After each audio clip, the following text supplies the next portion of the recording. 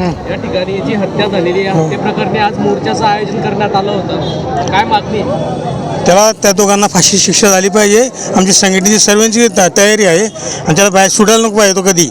हां, जर बाहेर सुटला तर वाचणार नाही आमच्या हातून तो तरी पण ना. हां, त्याला फाशी झालीच पाहिजे. हां, तो माझं अन्न बंद आहे तो. हो दादा काय घडलं, कसं झालं? 20 तारखेला त्यांच्यासोबत मम्मीने बँकेतनं पैसे काढून गेली होती आणि नंतर पप्पांशी शेवटचं फोनवर बोलणं झालं की मी येते असं 11 वाजेपर्यंत पोहोचेल, मला घ्यायला या.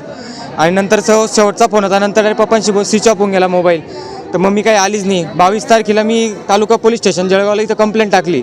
तर 22ला कंप्लेंट टाकल्यानंतर ते बोलले की मोदी साहेबांच्या इच्छा ते बोलले सगळे पोलीस कर्मचारी, तर आम्ही मिसिंग केस टाकली होती, तर म्हणे आम्ही बघता म्हणे.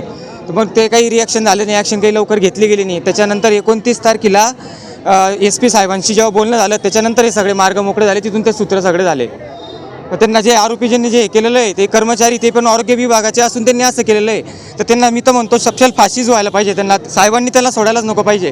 जे आज माझ्या आईसोबत झालं आहे, उद्या उठून कोणत्या इतर कोणासोबत व्हायला नको पाहिजे. माझी एवढी इच्छा आहे फक्त एक मुलगा म्हणून. कसं आयोजन करण्यात आलंय?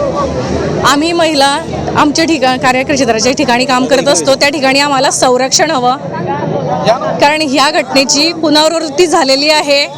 एक निरपराध जीव गेलेला आहे आणि त्या नराधमांना फाशीची शिक्षा होऊन आम्हाला न्याय मिळावा, आमच्या सिस्टरांना न्याय मिळावा, आमची एवढीच विनंती आहे. त्यांना विभागात कार्य करत होते. आमचे सिस्टर आरोग्य विभागामध्ये आरोग्य सहायिका म्हणून कार्य करत होत्या जळगाव सिव्हिलला. आणि विश्वासामधून विष निर्माण झाला आणि त्यांचा विश्वासघात केला गेला आहे. आणि हे जे कर्मचारी होते, कर्मचारी कुठले होते नेमके? ते PSA साडवे इथले होते.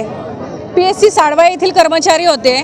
सिस्टरही तिथील होत्या आणि एकत्र सहकार्य असल्यामुळे विश्वास ठेवला आणि त्यांनी घात केलेला आहे. घटनाक्रम सांगतायत, काय घटनाक्रम होता नेमका?